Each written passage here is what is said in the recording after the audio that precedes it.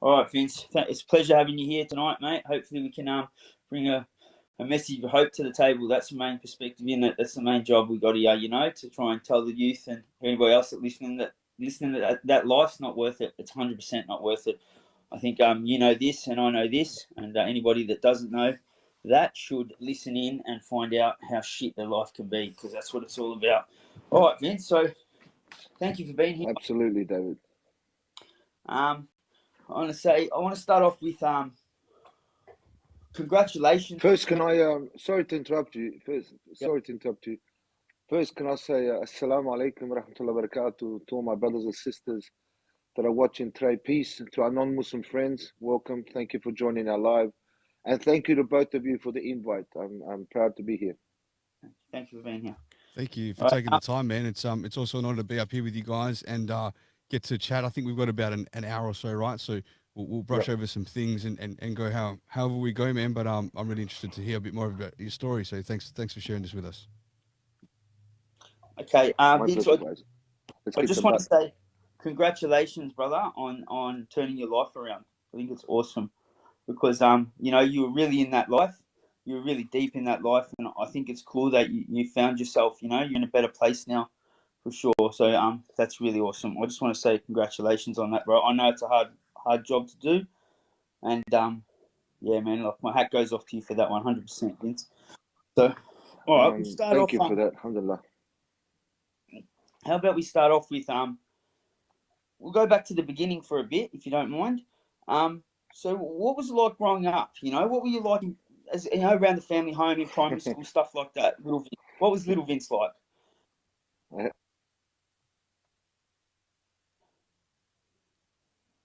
Frozen there, I think. Yeah.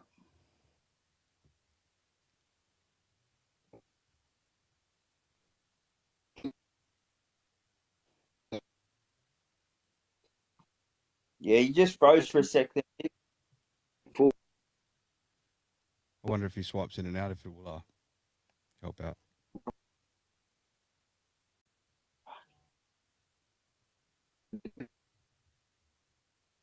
No, totally lost it.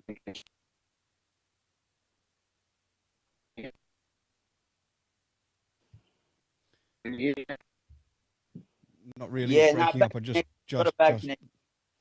Got a bad connection. Yeah, it was sick. Did we just lose him completely there? Yeah, I think so.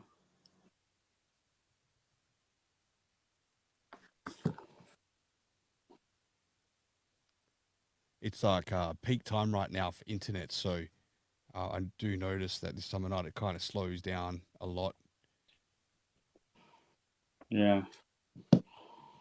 Fucking hell. That's not what we need, is it? Technical difficulties of going live. It's all hell. fun and games. So, did you drop him down at all and then back up? Because he's frozen on my screen. I don't know if it's just me. Vince, yeah, cut out for a sec there. You back? I think you're coming back now. You back? Yeah, we got you back. Yeah. All right, guys, can you hear me right now? Yeah, we got you. Can we start that? Can I just ask real quick? Do you have Wi-Fi on? Sometimes you free. I've got Wi-Fi on. Yeah. Do you have a strong freezing? Yeah. Yeah, I have. And it's lagging. I can hear it. Wi-Fi. You're on a strong Wi-Fi? I've got strong Wi-Fi. Yeah. Okay. Sometimes you freeze, Gary. Sometimes you freeze and the other brother's okay. That's what happens. Right. Well, let's just fingers crossed it goes all right. Go. Let's try to answer the questions as quick as possible, eh? So I'll try to get in there as quick as possible. Yeah. Can you hear me? Yeah? Yeah, we got you. Yeah. Okay, so your question again was how was I when I was growing up as a little guy? I'll tell you a quick story when I was in Italy, and then I'll tell you another one when I was in Australia. I was born in Italy in the year 1974. Obviously, when I was 6 years old, I migrated to Australia, and then I grew up and I spent my 36 years of my life there. When I was in Italy, my mother and father told me a story, and she was right because I remember this story. I remember this incident. And I remember that where we were living, we weren't very well off. It was a one-bedroom flat. My mum was cleaning the card clubs and stuff like that. And I remember coming out the door, and there was a big gate, green gate, solid, you know, steel gate, about 3 meters tall with spikes, you know.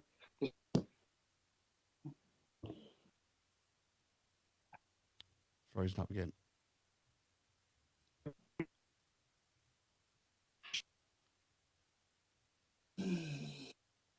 I wonder if he switches off the Wi-Fi, it might be a bit better. Just dropping out a bit there, Vince. Mm.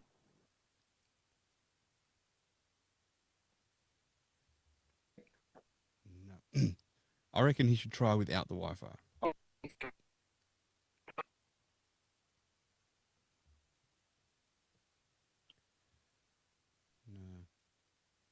Damn, Yeah. we're pretty eager to get this story out, ladies and gentlemen, but the internet's failing us. Yep, it sure is. Yeah. We'll try. Wait, I won't wait till it'll connect at some point here.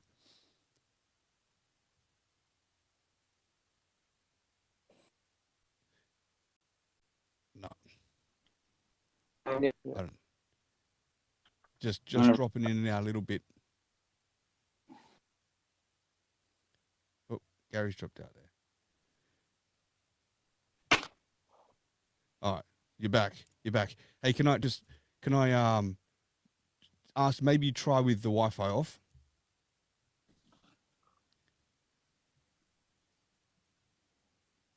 No. Let's try again. Okay. Yeah. See how that goes. That's better. Yeah, we got you. Can you hear me? Sorry, man. Sometimes what you got? What data are you? Maybe is it better? Do you get better reception on TikTok with your data or your Wi-Fi, Vince? But I'm on my iPad. I haven't got data on my iPad. Okay. All right. All right. Let's see how we go. Yeah. Yeah. But I think everything is okay now. Okay.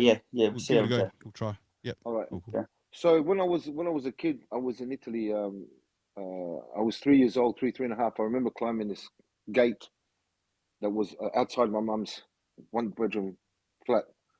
I couldn't. It was locked because I used to always get out of that gate. But I wanted to get to the other side and go play with my friends or whatever. Even though I never knew where my friends lived, but in my mind, they're out there on the other side. So I climbed this gate, and I remember crying out, "Mom, Mama, Mama, vieni qua," crying. So my mother came out. She was looking for me, and she couldn't find me because I was on the top. So she looked up, and there I was. So what I did, I climbed this gate, which is 3.5 meters tall. I got to one side. I tried to get to the other side. I couldn't. When I realized that, I just stayed on the gate and started calling mum, mum, mum. So these are the crazy things I was doing when I was only a baby, like pretty much a baby, a kid, 2, 3, 3.5. That's one crazy story from hundreds of them. So I run my mum really up the wall. I never stood still. I was always moving, doing things. I guess I had ADHD back then, but I found out later when I was older that I had the ADHD because back then the Italians don't care. It's not, they don't believe in medication, the chocos. That's the they medication the there, right? Yeah. I was that's just right. going to say they believe in the medication. Yeah. Take the belt. That's your and it worked. That's right. It worked better than the doctor's medication. I can assure you, right?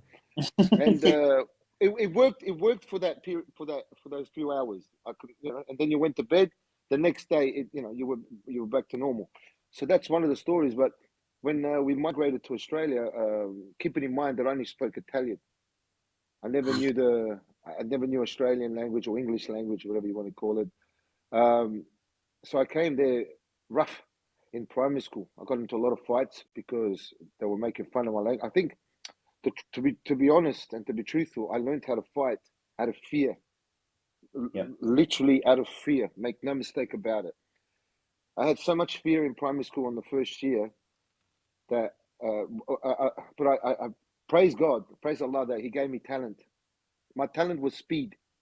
So when I throw punches, I'll throw 20 to these 2. So out of fear, I would fight like with my life. And I started realizing that I can fight. Started getting a chip on my shoulder, It's not a little tacker compared to the Aussie footy players, you know what I mean? To the Aussie boys. And I really, truly learned how to fight because I had no reason. They were picking on me. And then I became more of like a senior figure.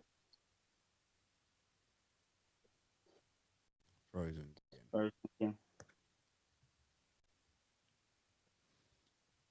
If he was to switch over to his phone halfway through this, Gary, would it drop him out, bring him back? because he might have the data on his phone then, not his yeah, you might want to suggest it to him.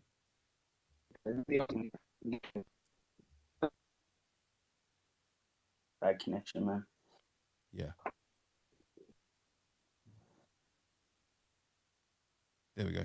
He might come back on his phone. Maybe text him that, and we'll get him back on his phone. That'd be great. Well, just real quick, I'll keep the audience warmed up while you're messaging. But I totally understand that Italian lifestyle. You know, especially back then with our grandparents and parents' sort of age, it was just there was no real belief in those things like ADD and things like that. It was just discipline the kids. You know. Yeah. This is kind of what happened to me on the live at Lounge too. Bro, it's like the big moment and then it pauses. Yeah, that's okay. It's just live, man. You know. Here we go. We're getting back. Let's get him back. Sweet. Now. Sweet.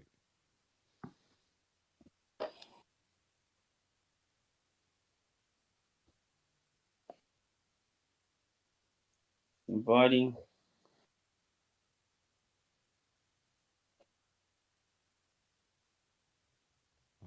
Didn't accept. There we go.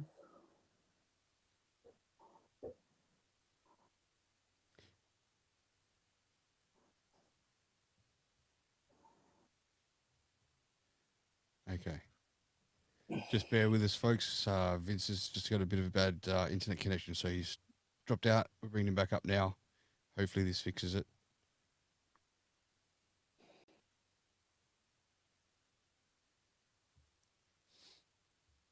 All right, waiting patiently.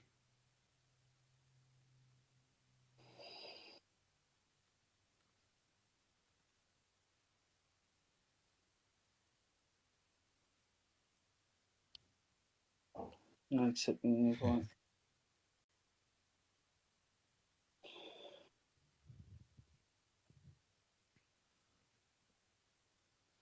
All right.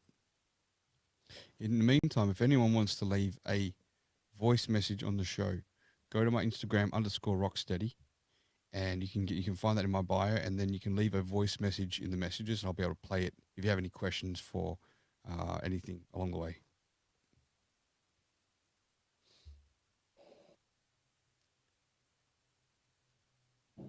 Yeah, he's not. Not dropping back up? No, I'm trying to even go on his page, and he's not on live. Oh. Yeah, I think the internet's letting us down there. Into the live room, yeah. Failed to enter the live room, it's saying. Yeah, he must have dropped out. Like, yeah. It's saying he's live. It says he's live. Yeah. The host will be back soon. It's paused. Yeah, I'm in his room now. Oh, yeah. Paused. Vince is ringing me now. Hang on. All right. Hey, buddy.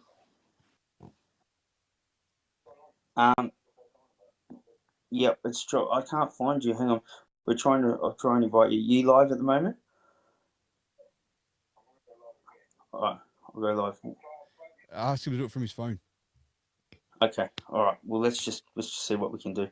All right. We'll just have to work with it. All right. Go live again. I'll invite you. Yeah. Which one do you reckon's better? Data. Okay. All right. Then go to the iPad.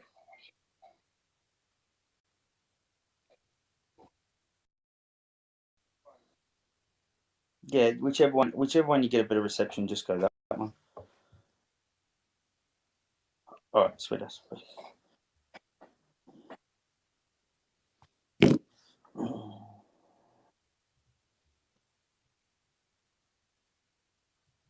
All right, so he's trying again? Yeah. It's going to go live now. Cool. All right. We have a message. I'm not sure if he wants to wait. Who's that from? From AC. Yep. I'll just ask him what he would like to do. Wait, I'll play it now. I'll play it now, and if it's for Vince, I'll play it again. Oh no, he's going to respond. Okay, here we go. Playing it now. Rocstedi and TikTok Gary, what's going on, guys? Great to see you both. Really enjoying this conversation. What an interesting guy. Really interested and excited to learn more as soon as this Wi-Fi gets a little better or whatever's going on. But it has been glitchy, so definitely not your fault. You guys are doing a flawless job. Really, really excited to hear more. All right, talk to you guys soon. I will be in the wings. Thanks, AC. Thank you, my brother. Appreciate that, AC. It's like 3:20 in the morning over there too.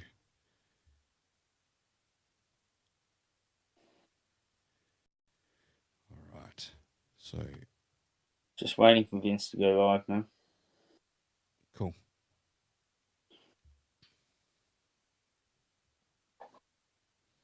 Yeah. Worst case scenario, if it all melts down, we could do a backup. Here we go. All right. Guys, can you see me? Yep, gotcha. Yeah, we can see. Oh, let's try it again. Let's go again. All right. Okay. So you were saying that you were young and you were doing all these things that were kind of I had a lot of energy, brother. Like a lot of energy, you know. And as a kid, we all do, really. I think I had like ADHD. If you know what that is, obviously, you know, it's still, And I think giving us sugar would only make things worse, you know. So I had a lot of ADHD. I went through a lot. Like I said, I learned how to fight in jail. In school, out of fear when I was 7 years old. Six. When I started getting to school, because they were teasing me about my language. I didn't know how to speak English.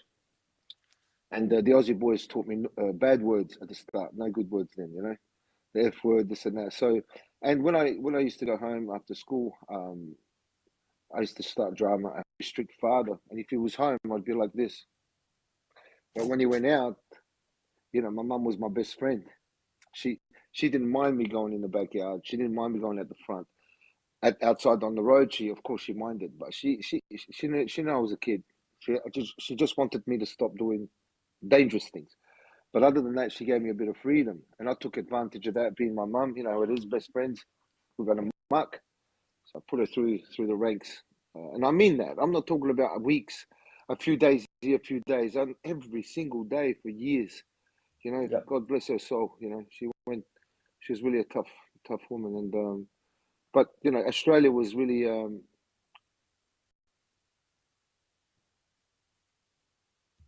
again.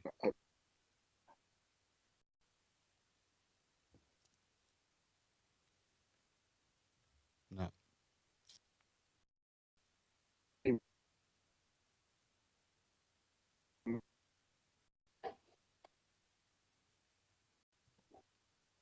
Yeah. Disconnected. Dropped out. Damn. Fucking hell. I want to capture this story properly, you know what I mean? Funny thing is that we were meant to go live the other day with Drew, right? And it was like Australia that was having the internet issues. But now. You got me, guys? Got you. Hey, Vince, if it drops out again, can I suggest going over to the phone with data and try that instead if it drops out again, you know? I tried it before. Before you guys got on to... Yeah, it was the same. If you look at my data, it's got one bar. Oh, right. One bar. Right. So I can tell you when that happens here, in Malaysia, that means everything's...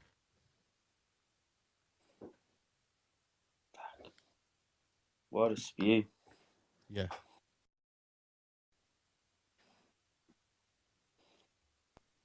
So can you hear me? Yep. Got you now. Yeah, it did freeze, but you're back. Got me?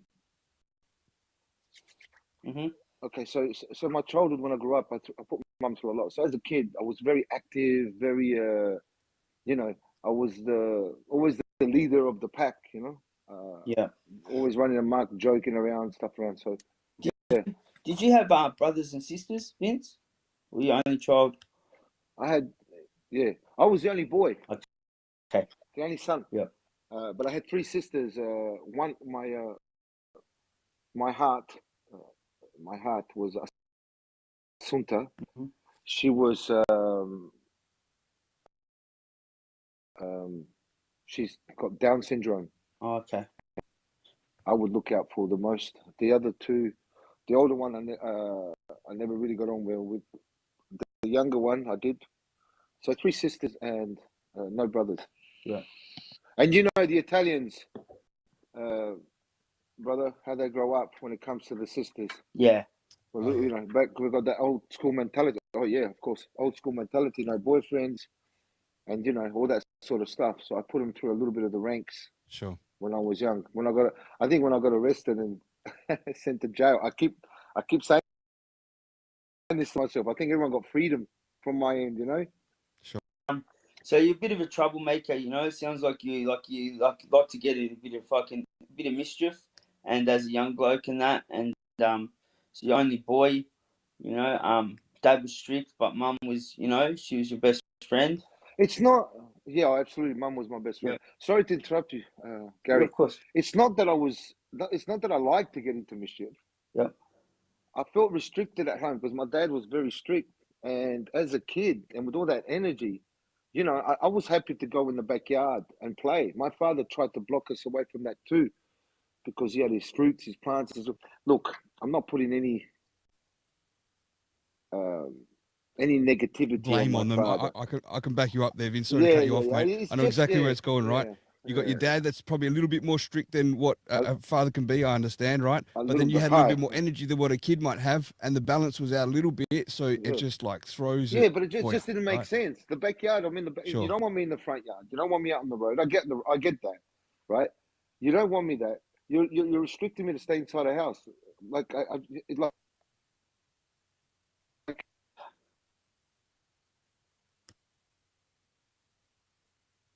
This is a killer. Oh, bro, it's hurting me every time. What do we do, mate, you know? Internet connection, isn't it? The only good thing about if this ever happens is that you've got a co-host you can still talk with. Otherwise, it's just frozen on your own. We lost him again, man. Yeah, man, the connection's killer. Would you think that maybe it's like the time of day being peak time there, and it's overloaded? And if it was a little bit later, please, guys. Yeah. Snake Charmer, they keep look, guys. Hi, guys. Anyone that's on my live right now, please try to be patient and bear with us.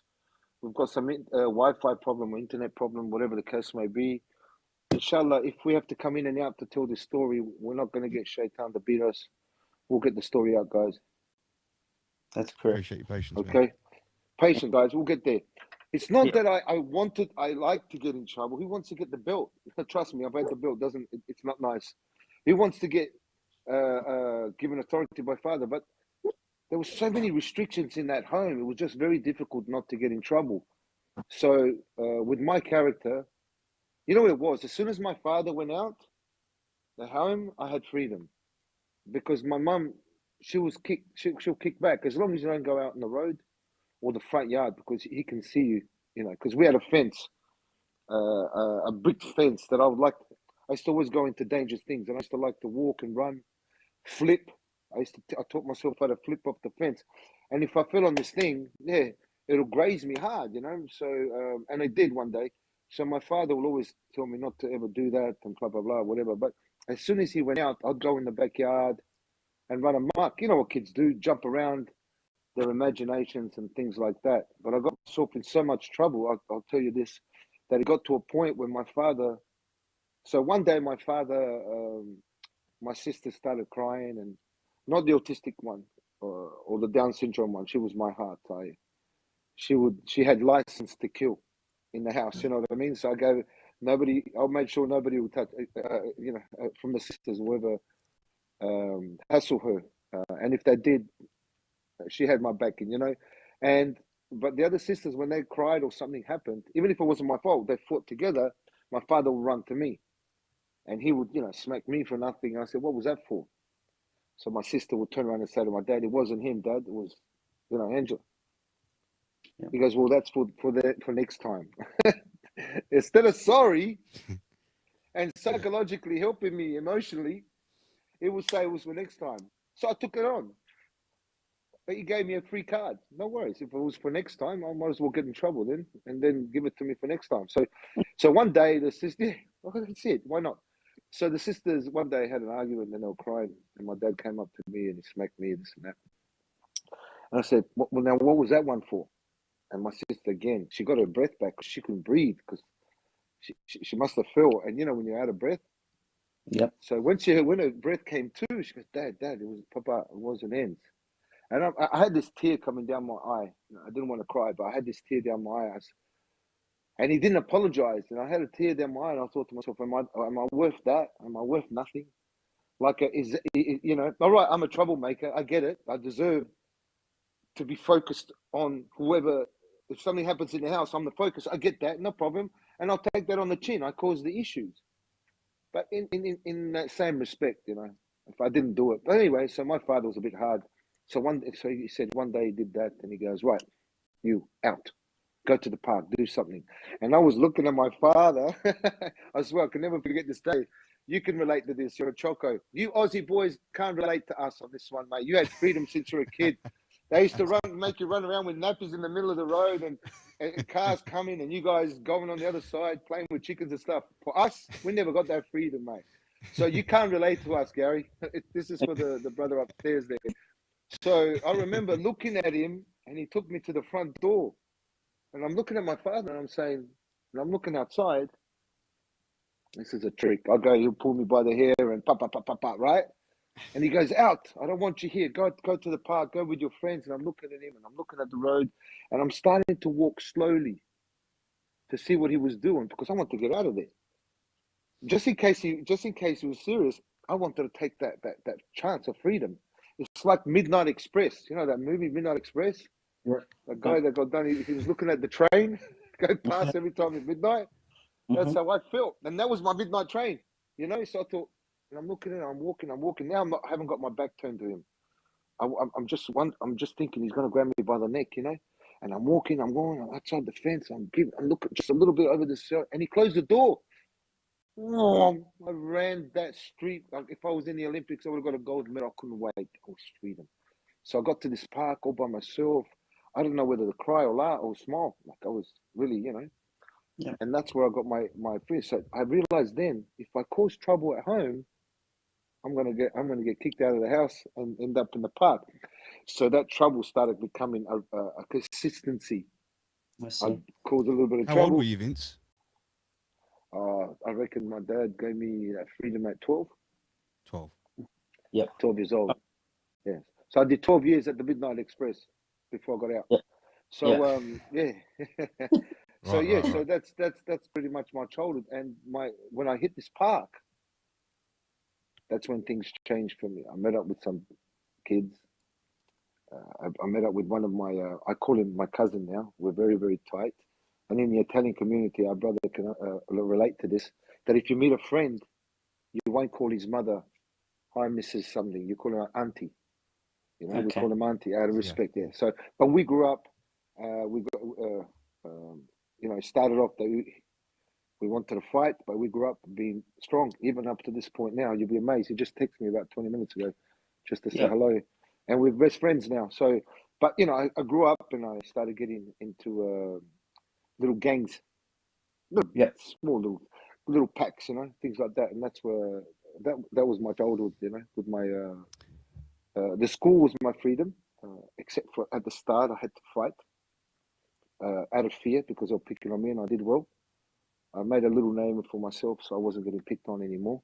When I hit high school, sorry to cut you off there, Vince. I just wanted to ask something. Is can you paint a bit of a picture for us what the neighborhood was like for you as a kid as well? So there's you getting your freedom, and then there's you meeting people at the park. What was the neighborhood like around there, so we can set a scene here? Gary won't like it. We had a bit of a racist back then. The skippies, we used to call them skippies, bush kangaroos, the skips. They used to call us wogs, or dagos. We had a few around the area that were a little bit of troublemakers with me. you know, and it wasn't as bad as it should have been, but it was just a couple little riff-raffs, not much. And we became really good friends after. I grew up. We were fighting a little bit. They were just down the street, a few houses there. Frozen again. Yes. Pause moment. Yeah, he might just drop in again. It might fix up. Just dropping in out. Yeah, guys. We got a good run there.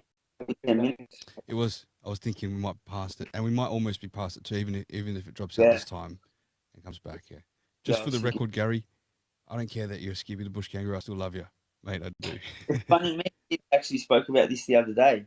We spoke about lost him again. Let me just invite him. We spoke to him. I spoke to him. I'm Aussie, white Aussie, and he's Italian Muslim, and how we have different people that we reach to and stuff. In regard to this podcast now, the questions, brother. We got you back. You're good now. Brother, what do you want to, with the Q&A, what do you want the brothers and sisters, because they're asking questions now. Let me just let everybody know how they can leave an actual message here for Vince. So you can go to my Instagram, press my profile on my bio. There's my Instagram is _Rocstedi. And then you can go to the messages and leave a message, a recorded message. I'll be able to play it here on the show. So go ahead and do that. In fact, AC, if you're still listening, drop a message as an example so that people can hear how to do that and what it would be like. So if you do have a question for Vince, let it rip now. Yeah, guys. So if you want to, if you want to ask questions, you can ask them recorded questions. Like your voice can ask a recorded question. They'll go to the Instagram upstairs, to the Instagram page of the podcast, the brother upstairs, with the headphones, and he'll play it on live now, and I can answer you the question. By the way, that was a good question. Sloppy Bulls. Nice name. So so the Aussies and me didn't get along well. And back in those time, it was the trend that the Aussies and the skinheads and things like that were against us with the works and that.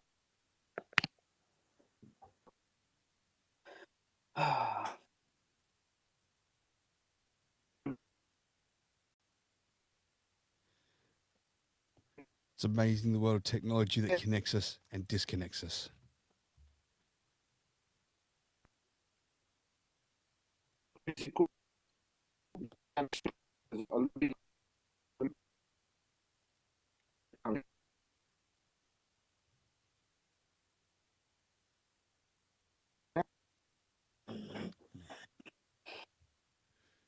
No, not quite catching it. Just to reiterate, though, if anyone wants to leave a message on the show, click on my bio.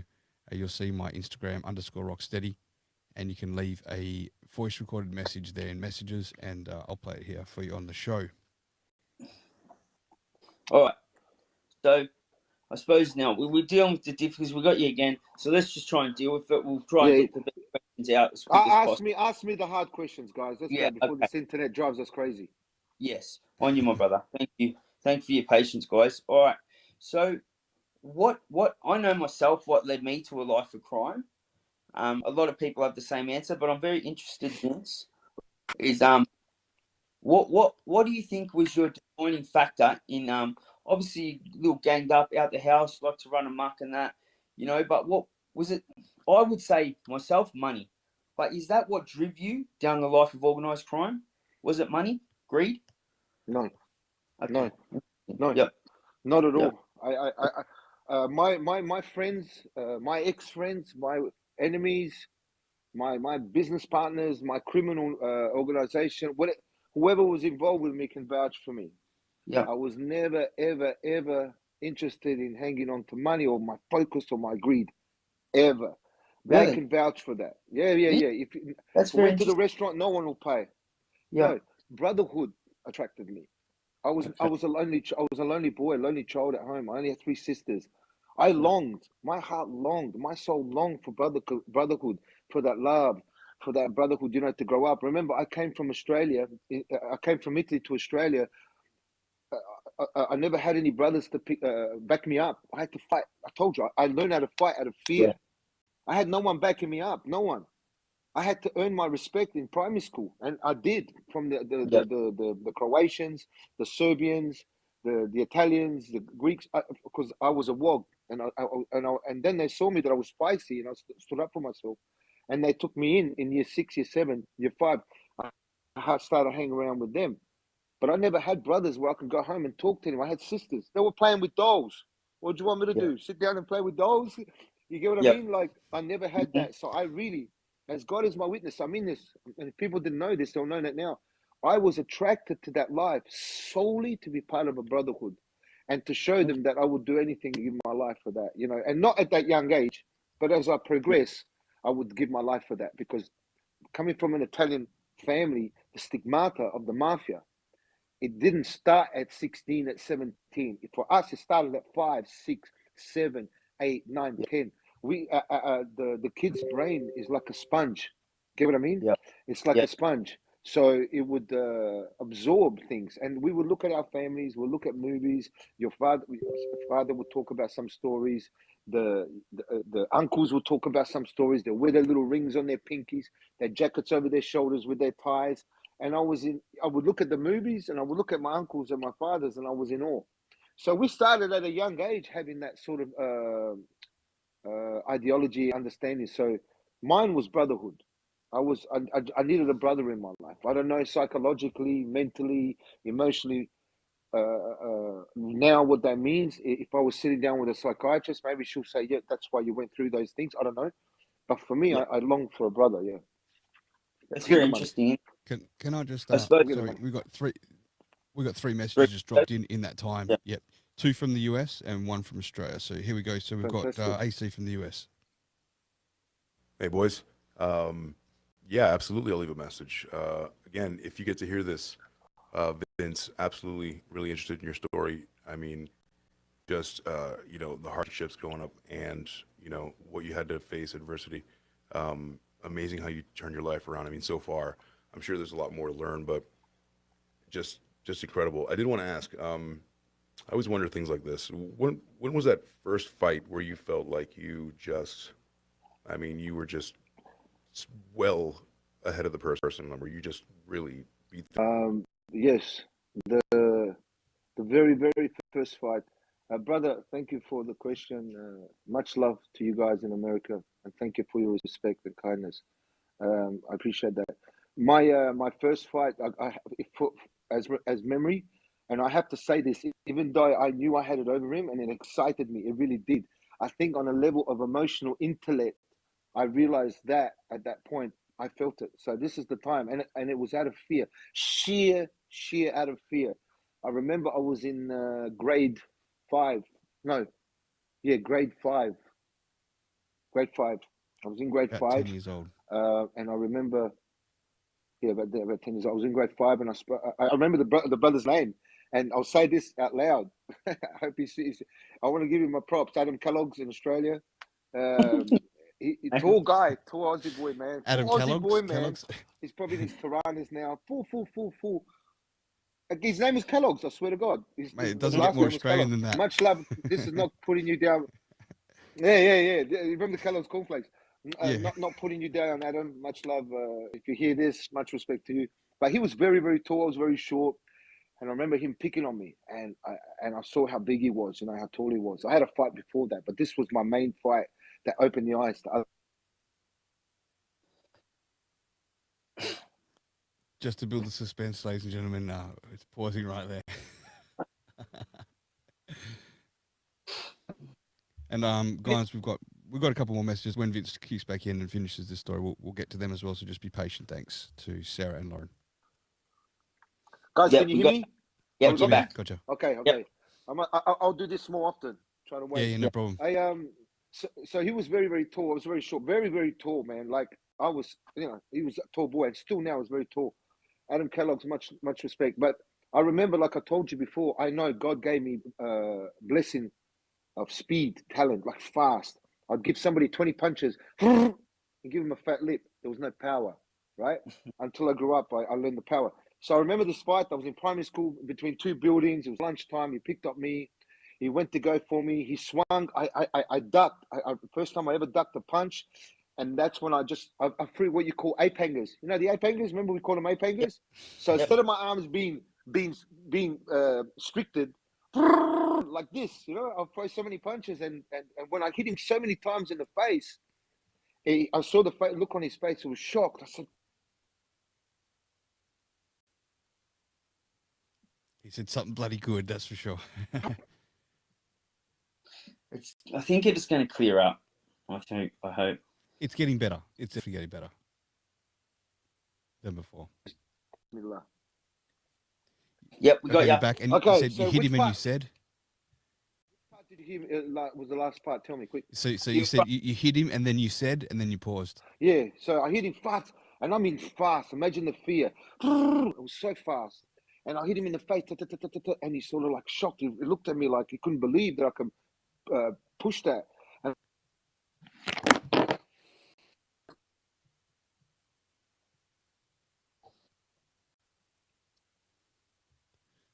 okay, and we've got another message. So just Gary, when you hear this sound, you know that something's dropped in. All right, with the message.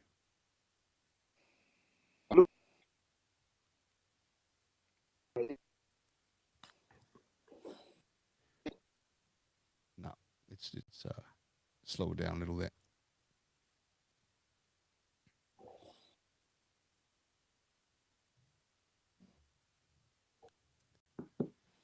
Damn. Bad connection, eh? Yeah. Does Vince jump on TikTok much? Like, does he usually have these issues? Yeah. Or just today? Yeah. I've spoken to him before on TikTok. We haven't had a problem. It's just tonight. And is it around this time? I think it was earlier last time we spoke. Yeah, I think dropping down, coming back up, seems to be fixing it.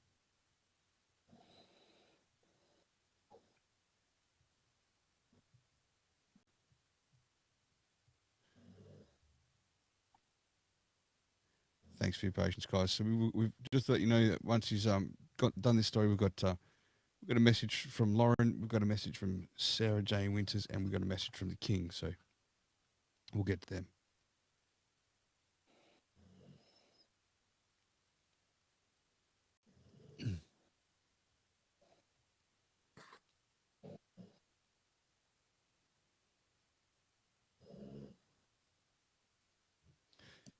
Damn. Honestly, there's nothing worse when you're doing a broadcast and fucking internet doesn't work. You know? Oh, mate, it's just no, it's obviously it's happened a couple of times, and we rely on it so heavily on this particular platform and others that it just fucking totally screws us. You know, even to be working, just stopping halfway through a good story, it's a bit sucky, but shit happens. Little bit. Yeah, man. A little bit. His internet is no good. Nah.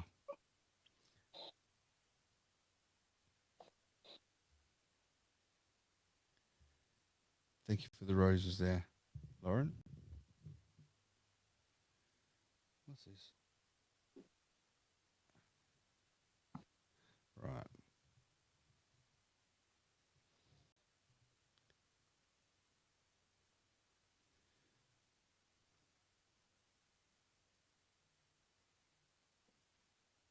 Okay, I'm going to play the King's message while we wait. Here we go. What'd he say? What'd he say? The suspense is killing me. That message is from before when it paused, obviously. So...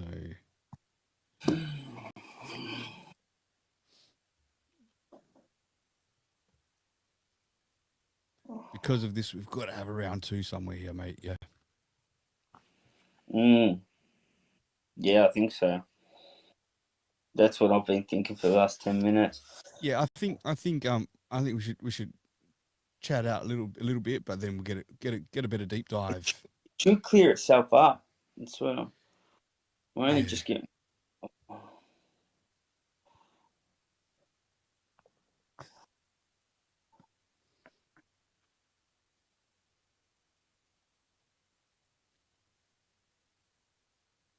Yeah, because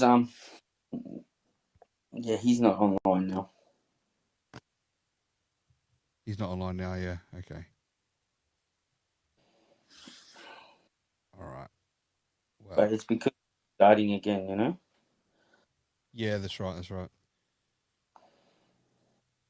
Strange when the data's strong, but I just wonder. Drew was kind of having the same issues, but that was over here. You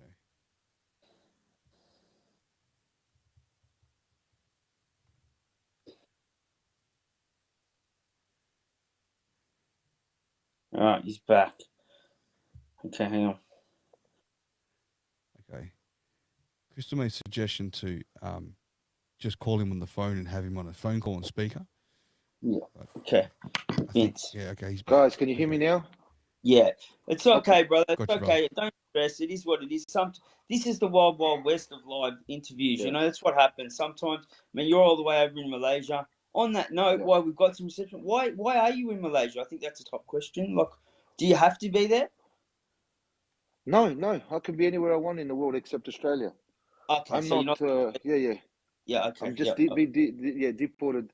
I left a free man, but we'll get to that in a minute. So I hope to the brother. I hope that story. Did I finish the story? Did I end up finishing the story? Yeah. You haven't got to hear what he had to say. What Kellogg's had to say. All right. So out of fear, when I saw his face, when I realized my potential, that I was so quick because he threw a punch and I ducked, and then I kept throwing punches and he couldn't throw punches back. And no word of a lie, I think it was at that time I realized my potential. But it's when he looked at me with this look on his face that he was shocked, like scared a little bit. Adam, forgive me. And he walked away. Then I realized, I thought to myself, okay. So that's the part when I realized my first ever fight. Nothing. I was glad that he walked away. I was scared. Right. I'm not. I was still scared, guys. You got to remember, I'm only probably 9 years old. You know, any child that fights is going to be scared because it's the first of all this sort of stuff. You know what I mean? And you're still trying to work out your feelings. You're still trying to figure out what the hell's going on in life. Getting picked on, you know, and all that stuff. So yeah, it's totally understandable. And I was, Gary, brother, you're scared for a certain period of life. Everyone is scared. Even now, when you want to fight, you're a little bit anxious. You know, now the maturity kicks in. Yeah. Now you got the maturity of the fighting. Yeah. Sure. Gary, you got some more audio messages? I do. I was just going to say, did you want to carry on? Did you want to take the message? I think we should just knock them out real quick. All right, here we go. We've got Lauren from the US. Here we go. Morning. Good morning, Rocstedi. What's going on? How is the crew doing? Good morning to your guys' guest, Vince. Good morning. I hope you guys are doing well. This is Lauren from over in the States. I'm in Massachusetts. It is 6:35 in the morning, and I'm here sipping on my coffee listening to you guys. This is an interesting topic to me. My husband was incarcerated for many years, but as a youth, and his story has always been something that touched my heart. It's hard to understand.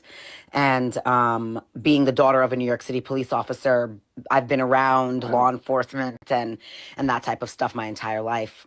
I was in the military myself, so you know, I'm curious about what incarceration is like in Australia. You know, a lot of jails here are privately owned, and I'm curious if she's got a follow up here. In Australia, it's the same, you know, if it's privately run prisons, and if so, you know, I'm also curious about the rate of incarceration. How much rehabilitation is actually going on there? You know, what are some of the differences, if you know any, between prisons in Australia versus prisons here in the States? Okay. I can answer that beautifully. First, I mean, Gary, this is my show now. Nah. Gary can answer this. He's itching. Look, but you know what? Let me say something, Gary. I think it's a massive. Let me say something, Gary. Huge difference. Let me say something, and I think you can agree with me. First, the jails here compared to America and other places in the world, except for Netherlands or Sweden, Switzerland. I think Switzerland. It's on another level of 5-star hotel. Here we've got, it's like the Hilton here. It's like the 5-star hotel Hilton. It's not back in the days. I talk about Adelaide jails. It's not like what you had in Sydney back in the days and Melbourne back in the days. You know, you had the Bronx of the jails, including Yatala. Yatala was the pits and Bronx, but it's turned into a 5-star hotel, even especially Segrade. And I mean that based on how it's run, the bedding, the rooms, the cleanliness, all that sort of stuff. It's still a prison. You know, you're still restricted from many things, and not having your family around, and the phone calls being restricted of 10 minutes and things like that. So it's still a prison, but as in prisons of America and other parts of the world, it's a 5-star hotel, I believe. So we have nothing to complain about in the prison itself. The way it's run and who it's running and how the security guards are, that's another story. I've had experiences where the security guards were putrid, and then there's been a handful of security guards that are absolute gentlemen. They'll always come to me, and we grew a relationship, very respectful, very kind. They always, whenever something happened to me from another security guard, they came and apologized. Said, "Look, sorry, Vince." I said, "It's not you. It's got nothing to do with you. You know, his actions." So it depends. But based on the way I've seen documentaries on American prisons, and there's no way. I see it as the Hilton 5-star hotel. That's number one. Number two, the jails here are full. In Adelaide, in South Australia, they're chock-a-block. So much so that now it's becoming what the past was. Not very. The rooms are small. There's 3 in a room, maybe 4. They have to sleep on the ground because there's not enough beds. So now it's becoming what the past was. So now the history is repeating itself. And in regards to the dangers, there's 110% danger every day, especially if you've got politics on your back. There are people that are looking for drugs and will do anything for it. So the danger is there. Having said that, we looked at documentary in regards to Bolivia, the Mexican jails, and all the rest of it. The violence in the prisons in South Australia, I'm talking about South Australia, not Sydney or Melbourne, but the violence compared to what those other countries are is on a minimal, even though it's on a daily basis. So I hope you understand the psychological on what I'm saying is it's always danger in prison. Somebody's scheming, somebody's doing something, somebody comes in, he's no good, somebody ordered him to go get him. The danger is always there for the stabbings, all that sort of stuff. It's on a daily basis. Now the system has been smart at isolating certain crews and certain organizations, whether it's 1%ers that are warring and fighting, shooting each other out there, they'll place them. So what that's done now, that's restricted a certain area. Before it was called mainstream. Everybody went out to the yard, everyone went back together. So the mainstream will be full of prisoners, 200, 300 on the grass, in the boxing area, whatever. Now it's been restricted that this area will go first, and they have to make sure that this 1%ers is not fighting with this 1%, or this syndicate is not doing this. So they're trying to minimize the dangers and the attacks. So doing that's restricted now the prison completely to sections. So whatever's happening in the past now is sort of repeating itself. David, Gary, sorry. Yeah, you're right. You're right. So, all right. All right, I've got a few questions. So let's get to it. Okay. Thank you, Elizabeth. So how was it when crime started to become pretty damn organised? You know, like obviously, you know, as a young bloke fighting, you know what I mean, making $1, fucking around. You know, I don't know if you jacked cars or robbed houses. I'm not sure, but when did it get serious? When did it get serious? You know, when was that? 14. 14. Yep. Okay. Yep. 14 years old. It got serious for me. I went and started hanging out in the main street of Adelaide, which is Hindley Street. It's like a King's Cross, even though King's Cross is a lot bigger and whatnot. But that was the main street of South Australia. That was like prostitution, gambling, strip joints, nightclubs, underground stuff like that. selling of drugs, and I caught up with certain, one of the owners of the nightclub, was a very famous nightclub. Rios, he was good friends with my dad, my father, in, just friendship, nothing in criminal activity. They're very respected.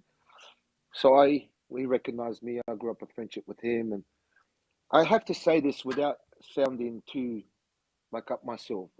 I'm not somebody that will speak that I'm up myself. I know that, and I know my friends know that, and so do my enemies. And if there's anyone that believes otherwise, they're lying, because I'm not like that. But I have to say this: the history of High Street for me was very, very good, and because of that, it attracted me more. I was very good friends with all the owners of the nightclubs, the strip joints, the madam. She took a big liking on me at Crazy Horse back in the days. I was only 14. In the Italian culture, we get taught to be respectful, gentlemen, especially to the women, to the ladies. So I had this bizarre, this suave, to be always respectful, kiss the hand of the lady, and it was unheard of on that street, and I was doing that, and it wasn't to be. I was 14. I wasn't psychologically, intellectually mature enough to understand that what I'm doing will get me places. It was just a natural instinct, to do it. Yeah. And they took a liking on me. And the gangsters, the big gangsters there, the bikies, the 1%ers, I won't mention any names, and also the owners of the nightclub and the strip joints, they used to hide me because you're meant to be 18 and over. Mm-hmm. But I was the first. Me and another friend of mine who passed away. We were the only ones who that were underage, allowed in the nightclub and the strip joint, and they will always tell the security guards, if anything happens, get them through the back and 1, 2, 3. So we were okay with that. So that was my street, and that's when it got serious for me. In the sense, I was still a kid, though, mind you. Don't think I was mature. That's what I was just. It sounds like you grew up down quick. Yeah, like acting. I grew. Getting around like that. Mr. Child. I tell you something, Gary. Where I lacked in experience and maturity, in growth, I made it up in my fist, and loyalty to the boys, to the brothers. That's all I wanted. Remember, I told you that. So I grew up. I was the smallest, but they were so in love with me as a little brother that they used to say, "Go get him," and I would go get him, And then they'll all jump, they'll all come. I remember one story. I'll tell you quickly one story. Right, I was 14 years old. I used to hang around with the Lebanese groups and communities there, the Christian Lebanese community.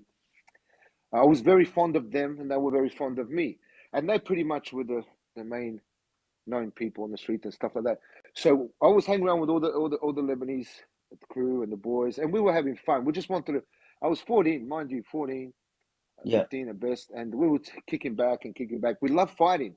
We just loved fighting. It was just all of us, the whole lot of us. But one thing about the Lebanese is that if one go, everyone go, and if one's about to go, they'll go before him, because it's not even meant to get there.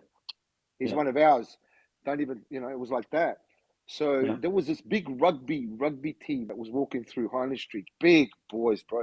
Rugby players, man. It's the first time I started realizing who the rugby players were. Their nose was squashed, big necks. They were just big boys. And I never followed the rugby game. I thought, but I looked at them, and they were drunk, They were some were tipsy, some were all right, 1, 2, 3. There was about 7 of them. They were walking on the other side. And I don't want to say that this is okay, because it's not okay. What I did was not okay. What we did was not okay. But I want to give you an understanding of our life back then, right? So we were hanging out in front of the Lebanese shop, and they said, Vince, go. Start it, and we'll come and we'll back you up. And I looked at these guys. I didn't question. I thought, these guys were monsters. We were only little guys. But the Lebanese guys were all older than me, 18, 19, 20, I will always hang around. I would never hang around the people my age. So they said, go across the road and start, and we'll come and finish it, So we were looking for a punch up, It was just, we're bored. So it was happening. And so I walked on one side, crossed the make out. I didn't recognize him. And I had to pick on the biggest guy. This guy was a mountain. I think, when he was born, his mum fed him a leg cow or something, mate, from the farm, because this guy was huge. While I was getting a plate of spaghetti, he was getting big leg hands, right? Huge. I was up to his waist. I'll tell you a story. I'll make you laugh. Anyway, so I bumped him, and the guy turned around and he looked at me and said, "Sorry, little man." He said, "Sorry, little man." Now, he said sorry. He did nothing wrong. In fact, I bumped him on purpose to start. I was so skinny back then that if you shot me, you would have missed. Yep. I guess I would have been better off getting shot these days and being skinny, but I grew a little bit. So anyway, so I was such a little tacker, right? And I bumped him. He turned around and goes, "Sorry, mate."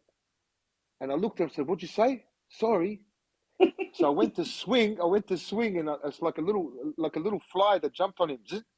And he grabbed me and goes, "Come on, little man, stop." And I was embarrassed. Like, he picked me up like I was nothing. Look how much chip on my shoulder I had. This guy was huge. And I ran. I did a front kick, karate kick, front kick on him, and jumped. And he grabbed me and goes, "Come on, little man, stop." That's how big this guy was. And then my mate comes, kick, boom, and it was on. Everyone's fighting. So that was my. That's where I grew up. I grew up, you know, making my Name. how do you say it? Making my name. And I wasn't out there to make my name. I told you, brothers. I just wanted to be loyal, and we were together. And these guys didn't use me.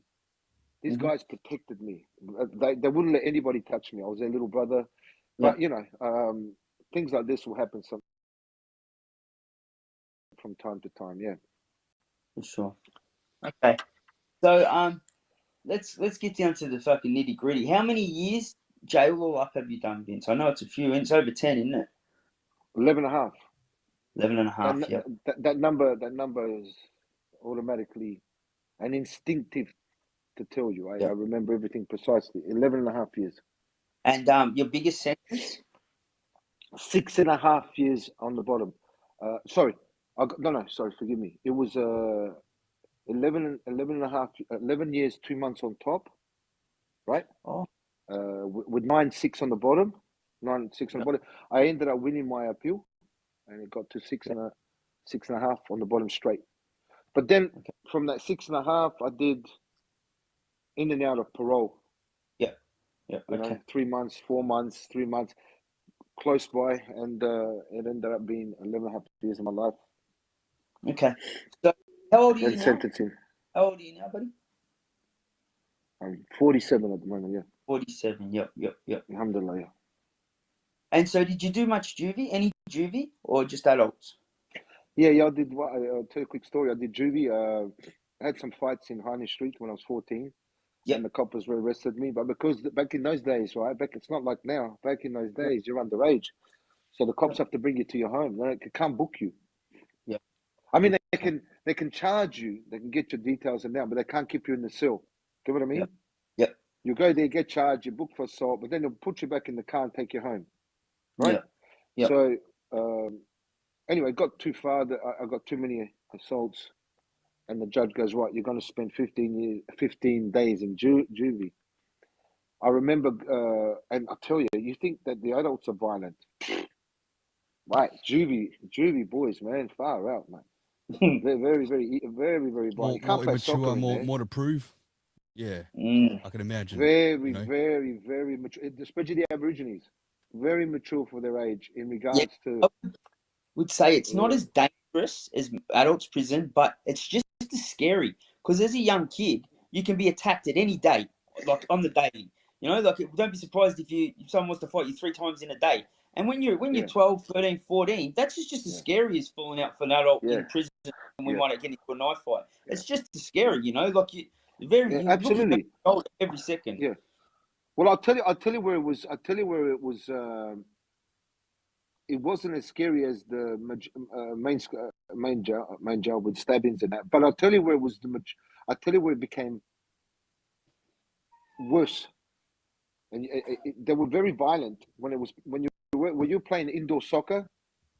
When you were playing sports, it was, for example, soccer. They weren't playing soccer; they were playing shin soccer.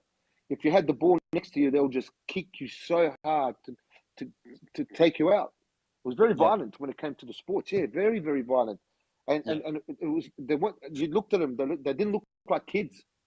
They looked like men trying to hurt you. You know. So that was the only part. And I remember I only spent about 2 days I remember the third day. I'm watching TV. We're all watching TV in this little room locked up, and you got the glass windows behind us. Remember, it's juvie. And one of the one of the young lads was watching TV with me, and he goes, "Hey, Vince, Enzo, the mafia's here." And I looked around, turned around, and I swear to God, this is without a word of lie. I turned around. It was my dad and my uncle. It was my father and my hats, the ties, Reggie did. They were ready for a Don Corleone movie, 100%. So when they saw that, they saw mafia, and it's true because that was the stigmata, that was the dress code, that was the way it was. You know, my father was a very elegant man, so was my uncle. So when I turned around, I couldn't believe my eyes. But back then, you can come and grab your kids, like it was weird. I had a 15-day sentence. My father and my uncle went there and pleaded, said, "Look, we want to pick him up. He's done enough," and they let you out. Things have changed now, obviously. So on the third day, I went to the glass and went, and instead of giving me props, hey, through the glass and making me feel loved, he went like that. My father went, "Shh, go back to watching TV." Yeah, they went in the office, have a bit of a chat. The guy comes and grabs me, goes, "Enzo, come here." You know, they didn't say Mr. Focarelli back then. The first name, Vince, Enzo. And I said, "Yeah, I'll go pack your stuff. You're going home." I said, "Really?" And I looked at my dad and my uncle. I ran up to him straight away. I hugged them. I said, "I love you, Papa," you know. And had me a little bit teary because they came there. I couldn't believe it. And then I took off. That's one of my that's my only juvie I can give you. Yep. Yeah, that was my first time. Yeah. So how old were you when you went to adults? When you first went? My first time was 21. 21. Okay. 21. Okay. Yeah. 21. Yeah. And for what there, Vince? I did for the things that I did that I didn't get done for at that time was pretty. I was a blessing, but I had so many driving disqualified that it took its toll. So I should have spent at least 12 months, 18 months. But somehow the lawyer, who was a friend of my father's at the time, Tony Tropiano, who had the nightclub Rios, helped out the situation, and he got me 7 weeks. So my first lagging was 7 weeks. Then my second lagging was 6 months for an assault, actually bodily harm. And then I got one for sending drugs into the prison, which, as you know, they're trying to keep drugs outside the prison. But I was on the other side of the fence trying to help the boys make an earn, you know. And I got caught through some intel. So they gave me 12 months back then. And I was still in there when I was doing the big whack, when I was going to court for the big whack, which was possession of heroin, assault, actual bodily harm, possession of heroin and heroin for sale. And there was a big, like they went Crown Witness. 2 people went Crown Witness and told them my story, my structure of what was going on. So they thought in history I had, I guess, I don't know, it worked against me because one Chinese guy, man, he got done for 5 kilos. I remember 5 kilos. A Chinese nationalist. It wasn't, and he got probably, I think, 7 years, 7 years. When he told me in jail, I said, "What, mate? 1, 2, 3." So I got sentenced big. Maybe they wanted to teach me a lesson and get me off the street. And and that was my main whack, my biggest whack. Okay. My next question for you be, so I know you've had a few attempts on your life. I know that, but I also I think it's very interesting. So you were patched up, and I want to talk about the club you're in now too when we get to the end, because I think that's awesome, what you're doing now and the brotherhood you're involved in now. Thank you. Obviously we don't have to drop colours and all the rest of it. Let's not get into too much politics, but you did eventually. I know you were a crew. You had a street crew running, and then you eventually patched up. Is that correct? Yep. I was no. I prospected for the Hells Angels, and that didn't go as planned. because of certain individuals in that club there, and because of my character. And obviously, I don't like to be stood over in any way, or be threatened in any way. That's just me. I'm not here to. It's not about bragging or putting tickets on myself. I just was that. Was that character. I think from an early age, I realized that feeling fear was not a good feeling. I didn't like it, and over the years, it created a certain defense mechanism. It would make me angry if anyone made me feel scared, or tried to make me feel scared. And then it matured and matured and matured to the point where I was in control of what was going on in my life, not anyone else. I don't care how big you are, who you are, what crew you are. It didn't matter. It wasn't like I would walk around and say I'm a one-man band, because that's not me. My friends, my old friends, business partners in those organizations would have known me. I wasn't walking around saying I'm one-man band. I was just that person. I didn't like it. And as you mature, and as you get older, and as you get experience under your belt, you tend to, I'll tell you something quickly, all right? When I was in prison for that last whack, for everyone on that is listening, please forgive me. For me to make you guys understand completely in what I'm saying, I need to tell you this quick story, right? So in prison on my last whack, the 6.5 years for the drug charge and actual body harm, it was my transition into a man. Now you're saying, wait a minute, 21-year-old, you're a man. No, it was my transition into a man. I mean that. When the turns into a butterfly, From what do a you call those caterpillar to a things? butterfly, you come out the cocoon, But you're yeah. fleeing the Yeah, nest, and you're about to, stand on your own 2 that feet. was my mature, and I'll tell you why. Because I learned. Before that, I was night clubbing. I was with the boys. I was doing certain things. I was always at the start. I was very feisty, very, very loyal. I did so many things. And when I went to prison, my father said, when you go to prison, you'll know who your true friends are. And he was right. So when I was in prison, a lot of the people that I put my life on the line for and did certain things and whatnot were not coming to see me in prison. And that affected me. Not only that, certain individuals need some money, things like that, right? So that wasn't happening. And I felt that as a high offense. And it became a certain defense mechanism to not trust anyone anymore, to be angry at certain people. And I said, enough. I made a decision one day, or one night, while I was in my room, and this is fair dinkum. I said, right, I've got two choices. I was talking to myself like I'm speaking to you. I know that sounds crazy, but I need to be real with you, right? I was speaking to myself. I said, you got two choices, Vincenzo. Enough. Snap out of it, and I said, you got two choices. You either live that life the way it's meant to be lived, with 2 feet in, not 1 foot in here and 1 foot out, and in and arm in and arm in. You either live that life 2 feet in all the way until it takes your life. You have to be prepared that it's going to take your life. Be prepared that you're going to spend the rest of your life in prison. Even though I didn't like the prison and I was depressing and all the rest of it, I made a decision then and then to accept certain things and to go out and live that life and take over. Now, please don't take this the wrong way, guys. I'm not trying to sound arrogant. I literally wanted to take over the Adelaide Strip, the Honey Street, and put my crew together and grow. I knew I had the heart for it. I had the soul for it, my mind. I matured. Or you get rid of that life and don't get involved. And what I mean, not even selling little money bags on the side. I want a quiet life. People do. I want a quiet life. I'm doing my own little thing. No, nothing. Anything that will connect to that life, that will generate drama or issues with people that you have to fight, and you go to prison because you got into an assault, or you have to pop someone in the leg because he's not paying you money, in debt. You get what I'm trying to say to you? I worked out all the scenarios, all of it. I ticked all the pros, I ticked all the cons, and I was too infatuated, too drawn in to that life.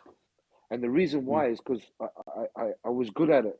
When I say I was good at it, I wasn't completely good at it. I wasn't the best, smartest gangsters. I wouldn't be in jail, would I? Right? So I was more attracted to that life, the bling bling. I knew what to say. I had the heart. I knew how to lead. all that stuff. It attracted me. I wasn't ready to let go. So I said to myself, ego. Fed your ego. yeah, right? absolutely, absolutely, bling bling. No, you didn't have to wait at the big lineup at the nightclubs, big to the end of the street. You'd walk all the way to the top, then nod their heads, and then walk in. It's not a joke. That's like in the movies. It's exactly like that. So I enjoyed that. It attracted me, right? So I have to be real with you guys. So I made that decision. I said, no, okay. So, but I said to myself, are you ready? And I got these. I remember I got all these goosebumps, these tingles, and I thought, and that's I felt that time. I came out of the cocoon, that was it. That when I hope you can understand this psychologically, right? Forget what happened after, right? And forget what happened before. It was that pinnacle point in my life, that me accepting that decision that gave me all goosebumps. I came out of that cocoon. That was the time I came out. Was that the decision? Wasn't my actions and what I was coming against, or was I was coming up against, and what I was prepared to do. It was that decision that was concrete, was stamped, it was made, gave me goosebumps and tingles, and I know this is going to sound crazy. Please forgive me, but I have to say, I also cried, like I had a tear, because I accepted death, and by accepting death, you're leaving your mother, your father, your family. So it was emotional for me, and that when I blossomed out of the cocoon, I realized, okay, this is it, and I did. I trained hard for the rest of the 3 years, because I made that decision within the 2 years, 2.5 years. For the next 3 years, I trained hard. Everybody knew me in prison. I trained morning and night, boxing, weights, this, that. I didn't drink coffee. I didn't smoke cigarettes. I mean, I had my espresso when I needed it, but I became 20 kilos heavier. I became outside. I felt like I was floating. I was ready, and there was only a couple of things I had to take care of when I go out, and that's just to educate a few of the people that didn't come and visit me, didn't go see my mum, didn't do the right thing by me, didn't put money on my account. So when they saw me, excluding a couple of people that I love very much, my cousins, I was a little bit upset with them, but exclude them. When they saw me, hey, Vince, how are you, man? What's going on? We miss you. But what'd you say? You miss who? And then I would remind him, where were you? Where was the money on my account? Did you go to mum's? Did you do this? No. And then, and then maybe a kick. I said, stay out. And that's reputation. I didn't do that to grow a reputation. I wasn't even, my reputation grew without my knowledge. I tell you, sure, you were expressing how you felt the only way that you knew how to express it. Oh, bro, there was so much. I won't say hate, because I don't like to hate anyone. Tension and frustration that was built up. Oh, you got no idea, and I hate liars and all the rest of it. So then I started going out and marking my turf, And when I say marking my turf, marking my area, this is Adelaide. I'm here. If there's any crews that going to cause issues with me, we're not running, and anyone with me are not going to run. And we was like that. So I would be fighting the big names in the nightclubs, and praise God, I would win. You got to remember, I trained like I trained for those moments. My life, like I would want to be in the UFC, ready to fight for my fight, for going for the belt. Like I would train and exhaust myself while I was training in 42, 43, 44, 46, 48 degrees heat up at Berry, up in the Berry area when the heat was hard. At 2 o'clock, 3 o'clock in the morning, mind you, when the peak of heat was there, I was on the basketball court in every corner, doing shadow sparring, skipping, doing sit-ups, doing start-ups, and rotating, going on and on and on for the next hour. Everyone was inside in the aircon. You get what I mean? My feet were burning. My face was red. I was exhausted. But that was not on a daily basis. Well, that was every day. And they put me in G division, which was H division, punishment of the jail, outside the jail. There was 23.5-hour lockdown, and if you didn't get the yard, which was very rare, I'd train in the cell. All my windows would be fogged. I'd be almost suffocating because it was hot, no aircon, but I'd push. Every day was training. So I had that military training, like I put myself not like the Navy SEALs, but I would, You pushed your body to the most extremes for absolutely. To the absolutely extreme. And I got very fit and healthy. So it paid off in the end when we were fighting with certain people and going nightclubs out and then having a bit of a crew. And I didn't realize that my name was becoming something. I promise you, as God is my witness, I didn't know. but people were starting to talk, and they're saying, "My Vince, your name is coming up." Now, as experience, when somebody said that, it would be no good, because your name popped up. Oh, hey, what now? At school, your name popped up. Oh, yeah, what now? In prison, your name popped up. You get what I mean? So things like that, and they said, "Oh man, you know, everybody respects you. You know, you're a good fighter, this and that." And I didn't take that and walk around with my chest. I wasn't. I was not that person. That's not my character. So I would make a name for myself in people's eyes, but for me, it was to make a point. You know, I'm here. I'm not going anywhere. So before you come my way, think about it. Like, address me with respect. Come and talk to me. Knock on my door and sit down at the table, because there were certain crews, certain 1%ers that wouldn't do that. They'd walk around with a chain. So it was like a, you know, it wasn't a good environment to be in. And this is the part that we need to address too, guys, when it comes to the youth, because we've been talking about my story and I've been answering questions and everything, but we have to address something that's important. The violence, the level of violence can escalate from a few words, F you. Now, if somebody said F you to me, that's like throwing a punch. I wouldn't be saying F you back. No, you go away. No, you go away. No, like primary school. It was never like that with me. If you said F you to me, I would come and hit. It was on, because I wouldn't want to be disrespected like that, you know? So I would always treat people with respect. So it was like that, but it went from something like that, and people need to understand. Okay, for an example, that beautiful, may his soul rest in peace, that Maori young man that got stabbed in the neck, I think it was Perth or something. They were just fighting words. From just words, F you, because somebody had a drink, somebody was looking at his wife. So something of so pettiness. You got a stab in the neck and he died within seconds, right? It went like, that's the streets. So any mothers and fathers that are listening to this podcast or this TikTok podcast, get what I mean? Number one, be careful on how many hours you let them stay out there. Oh, I trust my kids. Yeah, we trust our kids, but you don't trust the life, and it's like that. Now, if you got a boy, and I speak on behalf of anyone that's got a son that can fight, is you know, the kids like him, he's popular, things like that. He's the one to keep an eye on the most, because if he's not scared to fight and he can fight, he'll be in situations where he'll take on things like that. Like that kid, that Kiwi guy. What was he? 18, 17 at best, 17, 18. Right. The guy had a knife. He wasn't. What a lion! He wasn't even scared of the knife, and he was throwing him in front of his faces and wasn't scared. But you see what I mean? It's boys like that that'll say yeah, and then all of a sudden.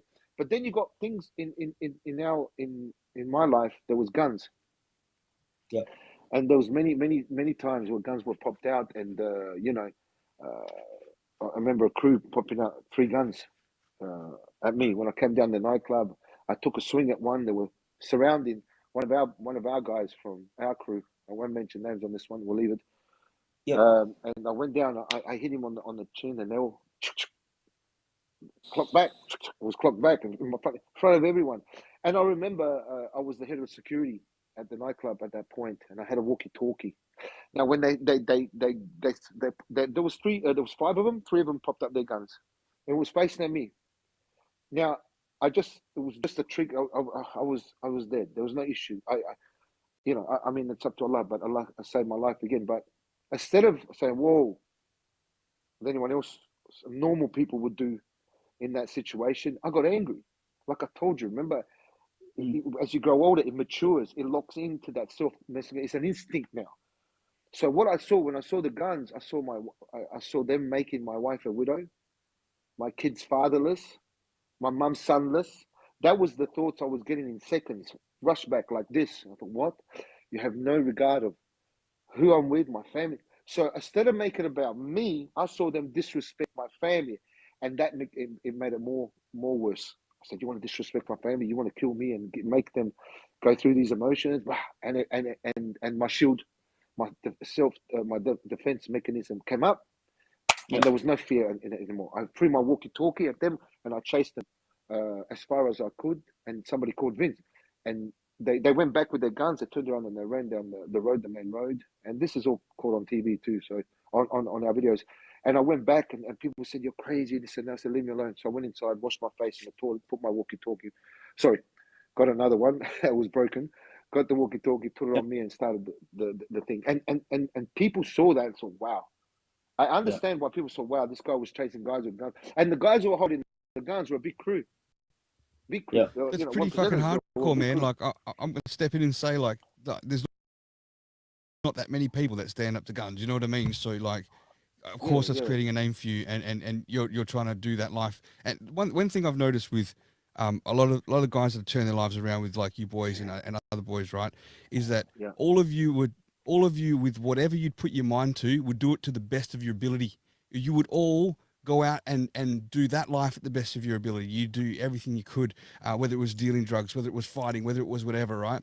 And this is why I think that the way that you guys have turned your life around, which we'll get to that towards the end, but you're doing that now to the best of your abilities as well. So I just want to say that it comes with the nature of those personalities, big time with what you're doing. Yeah. No, like I said, I appreciate that. And let me tell you something. There are you'd be amazed how many boys you see with tattoos, and you think that this guy is just a thug. How intelligent these guys are mathematically. Their IQ, I know a few boys, their IQ in high school were they would have been a doctor now. They got involved in chemistry labs and things like that, doing the cooking and stuff, but they'll be doctors or doctors down the road, or just very, very smart intellectual people, you know. And some of them you wouldn't even think that they come from a very respectful family, that were very, clean cut, and then came into that life. So there's all walks of life. Having said that, were my actions, yes, it created a reputation, but who was to blame there?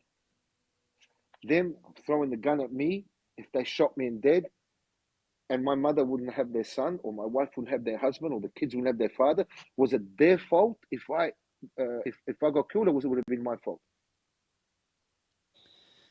It's a hard one to say, like, what came first, the chicken or the egg, right? I'll tell you now, it was my fault. My action. That's what I was going to say. Yeah, I was going to say. Why? They don't know no loyalty to my mother. They don't know any loyalty to my father. They don't know any loyalty to my wife or my kids to worry about their feelings. That was gangster in me. That was gangster.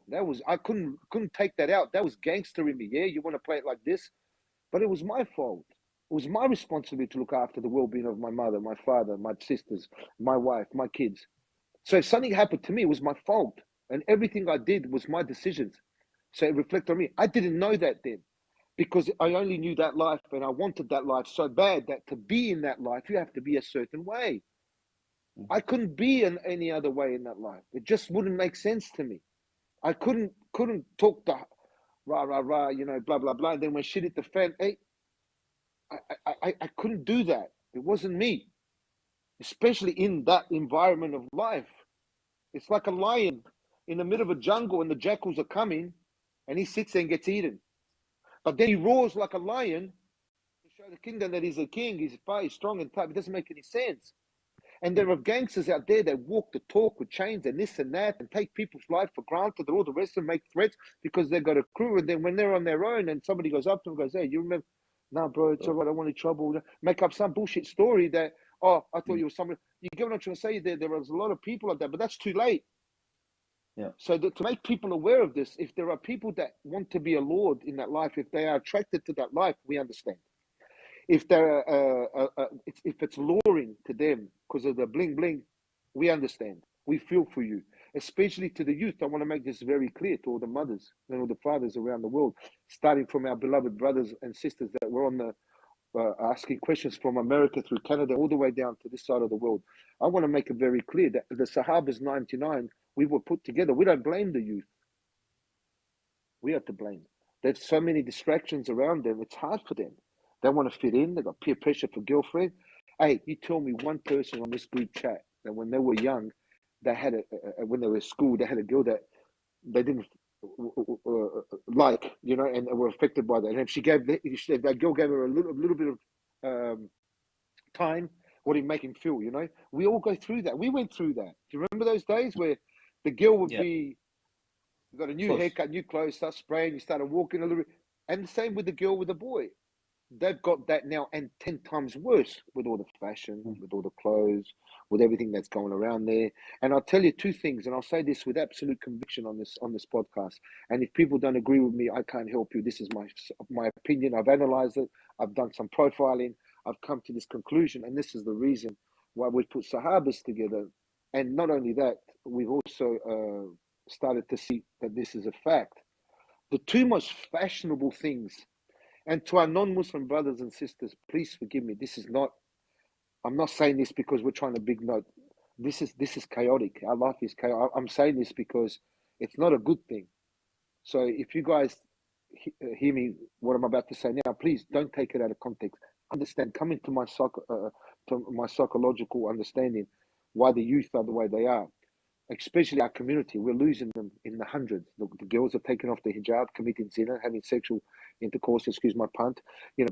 Girls are becoming prostitution from our communities and others. Our boys are killing each other. Look at Sydney. My biggest heartache these past 2 years, and I promise you, as God is my witness, has been Sydney. Our Muslim brothers have been shooting each other. Good boys, strong boys. I mean, lions, of the community, really, that got into that life and started getting killed and killing each other for money. This is not okay. It breaks our heart. It breaks our heart that anything that happens in that life. But for a Muslim, I want to speak based on my community. It breaks our heart. So I'll tell you something. The two most fashionable things for our Muslim community, as I speak, correct me if I'm wrong. I'm happy to listen to anything that you guys can put out me. But the two most fashionable things right now happening to our brothers and sisters is two things: being a Muslim and a gangster. Being a Muslim and a gangster. And I've done some research. Norway, all the street gangsters are Muslim running the show. It's not other syndicates or one percenters. I'm telling you, and in the one percenters, they're Muslims. The majority are all Muslims running the one percenters over there. In Denmark, the same. I've got my boys there. I've got my boys in Norway. They're happening the same. England right now, in London, just in London, there are two main crews: the Jamaicans and the Muslims that are running the gang world down there. They're not mucking around either. These boys are not. I'm not just saying gangster. These are real heavy duty boys doing, running the show. You got the drug trade, all of it. So now the trend is because Islam. Have you noticed that the word Islam and Muslim is on every talk show? Is on almost every news media outlets. It's happening all around the world. This is not because we're better than you. Vince? Why is it? I just because I can't put my finger on it, my dear brother. It is what it is. The Muslims shouldn't be doing that. Nobody should be doing that. But our religion teaches us not to do that. But the money, there's a lot of Muslims that are struggling. I know a lot of Muslims that I'm trying to make money illegally that are legitimately sending money to their families overseas so they can eat. Legitimately, no mucking around. And to certain communities that need to eat, that are starving, that actually need to eat, buy clothes. So there is genuine feel for that. Is it right? No, because the money they're making is haram, and whatever you do, you're feeding them haram. But their emotional and psychological intellect of understanding how dangerous that is has been blocked by that money and by seeing their family happy. So some people are risking their heaven, their Jannah, to make their family happy in this world. There is so many. That's just one thing to tell you. You know what I mean? And they genuinely do it. This is not a joke. I know people that are sending money to certain areas around South Asia just for because they're not well off. They're starving. There's no money. They're sending their kids to school now because there's some money. They're generally trying to do the right thing, and I think that to them is more important. And then there are others that like to drive Lamborghini, have a big fat gold chain around the neck, and try to look gangster, because we've all been there and done that. And the word Muslim, and then the gangster. So when we put the Sahabas together, I want to quickly just address this with you guys. I've got another 10 minutes with you guys, so I can pray my Maghrib. I don't want to miss it. But I'll tell you something, right? When it comes to us, when it came to putting the Sahabas together, the Sahabas 99, I addressed it to address the Muslim community. I want to make first our beloved Prophet Muhammad, peace and blessing be upon him. He was brought, and I want to make this very clear. To understand Islam, you have to understand this. If you're a non-Muslim, please understand this. And if you understand and believe what I'm telling you, you will see Islam for what it really is, a majestic religion. And you won't worry about the extremists around you and the fanaticals and the way they speak about the deen. Our Prophet Muhammad, peace and blessing be upon him, was brought to the mercy of the world. Everyone. If you're with him, in fact, he would help more the non-Muslims, the Jewish and all the rest of it. He would smile. He was good to everyone. We are not allowed to be good just to our community and not worry about what's going on around the world. So that is, I just want to put that as a factor, right? So he was brought to the mercy of the world, all right? And I want to address something really quickly on this. So when I put the Sahabas together, I was asking, because we have a certain groups called the Tabligh. This Islamic group is very peaceful, very beautiful people. They sell all their property just to go around the world and spread the deen of Islam and make people aware of the deen. But it's more reminded of their own community to bring them back to the deen and the kindness and the goodness. But the youth are not attracted to that anymore. They wear their long robes, which in our case is the best way to dress because it emulates the Prophet Muhammad, peace and blessing upon him. So we should dress like that. There's no issue. But the youth are not interested in that. Why? Because the gangster look, the bling bling, the rap songs, the money, the drugs, the nightclub, all that stigma, all that life is more attracted to them. And Satan, because that's what it is. Satan's got them, and it's hard. It's not their fault. We shouldn't kick him and say he's no good. And not just the Muslims. I'm talking about the non-Muslims too, the Aussies, everyone. And what's good about life now that the Aussies are not just on their own. Aussies are mixing with Muslims, are mixing with Christians, are mixing with. Now it's a multicultural society where gangs are multicultural, which is a good thing.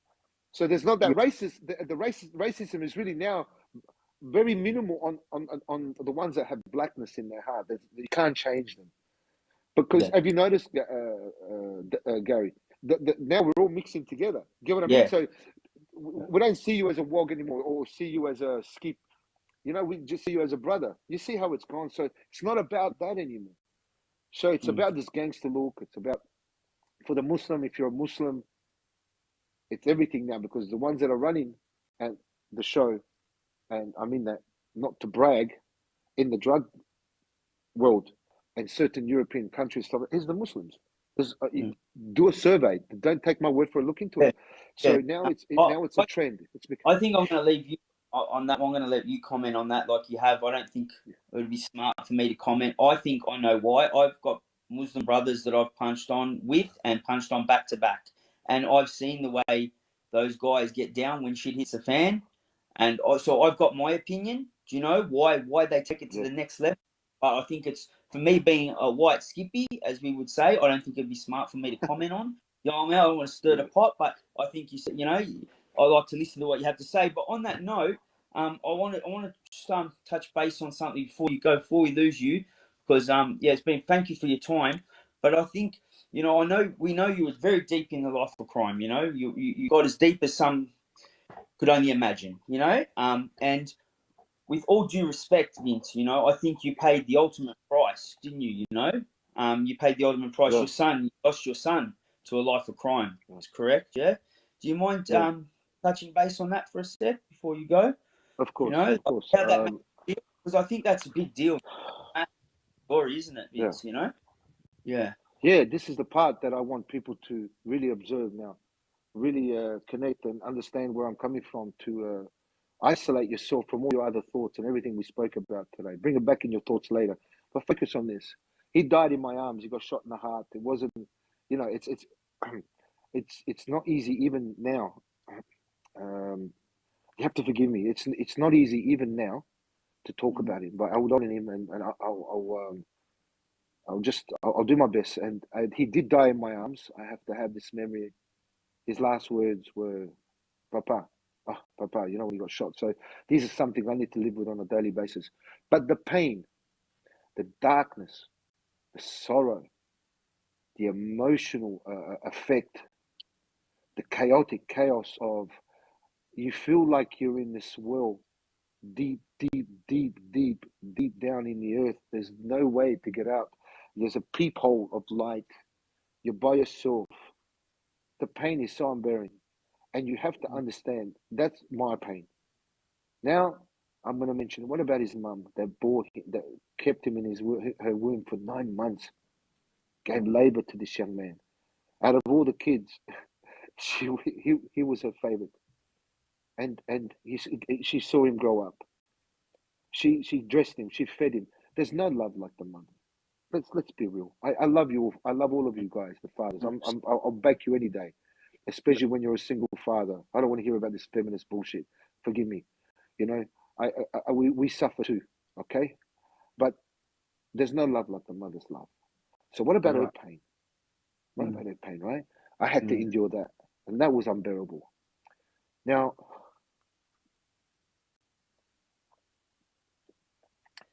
what about the sister's pain and their sisters and the brother's pain? The grandmother, my mother, that loved him so much, loved him more than me, to be honest. I'll be straight up. My grandfather's pain. Well, it was like a domino effect. That's who suffers here. Yeah, he died and he lost. Allah took his soul because it was time. Yeah, fair enough. But what about the suffering? And you think the pain is for a day or two? You take some painkillers or antidepressant and you're going to be okay? No, it doesn't work like that. A mother's love, that pain is forever. Nobody wants to lose their kid. He was my best friend. He was my what do you call it? In crime, partner in crime. He wouldn't leave my side. He was the most loyal young man, soldier. I loved him to bits. I didn't want to be anywhere else without him around me. You know, I connected with him as we got older. And he had a sister. I won't mention her name. My daughter must have thought. Those two were unbreakable. Unbreakable. The bond there was insane. It was so beautiful to watch. What about her pain? So these are the domino effects. It's not okay. And when I talk to you about this pain and sorrow and darkness, and people think I'm trying to animate that and be poetic, I'm not. I'm telling you right here, right now. If you've got your boys in that life, get him out before it's too late. If you've got any girls into that life, get them out. Why are we letting our daughters go to nightclubs all hours of the night, drinking and taking drugs and stuff? Oh, I trust my daughter. You trust your daughter, okay? That's your attitude. Why are you letting them go to a nightclub where you know the atmosphere is not just young 15, 16, 17, 18-year-old? You got gangsters there selling drugs. That's why they're in there, because they want to make money. Yeah. So you're allowing our kids to go into that life. So when we get into that life, there's a possibility, and a great possibility, that you're going to lose your child. And we know that from evidence. Drug overdose. And your daughter's never taken drugs before. She was not a drug addict, or she relied on drugs, but she died of a drug overdose. Why? Because that's the percentage of that reality of life. Now you lost your daughter here. You lost your princess. How do you feel about that? Good? No, because that's an emotional pain that's going to last for the rest of your life. And everyone that's connected to that daughter, the grandpa, the grandfather, it is a domino effect. It's not a life to be in. So I'm encouraging and urging that if this message gets across to all our fathers and our mothers, please don't take this life lightly. Yes, you trust your kids, and there's no issues with that, and we respect you for that. But it doesn't mean that you can send them to the nightclubs at 16, at 17, at 18, and 19 as well. Try to make them understand that that's not a life. If they want to have a birthday, have them at your house. Have the kids in front of you. Let them introduce them to. Let them have those 3-4 hours, 5 hours of music coming on. If you're going to be like doing things like that, have the DJ. Want to spend some money on them? Spend some. But if it's on a weekend, every weekend, let them be at the house. Buy a pool table. I'm serious. Make these efforts, because if something happens to your daughter or something happens to your son, and it's too late, you had opportunity upon opportunity to dismantle that situation. Now, if you don't want to tell your brother, your son or your daughter not to go into that life, it's fine. I'll tell you how you do it.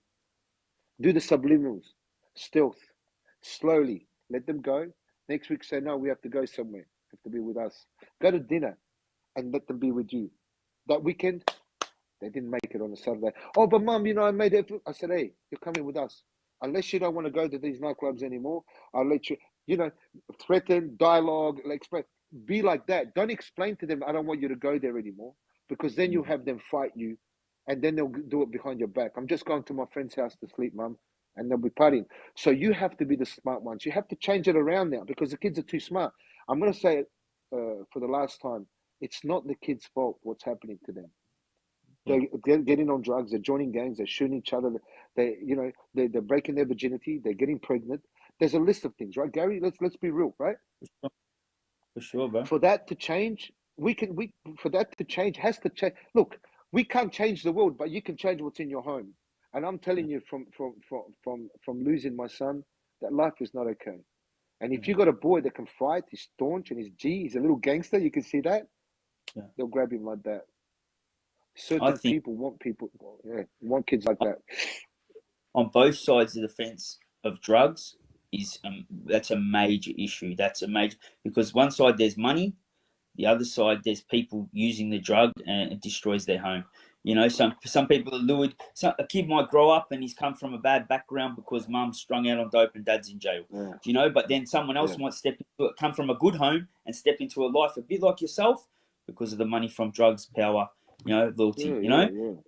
So like I think drugs is I think that's fucking huge. You know, I think that's it's big money. It's a big money.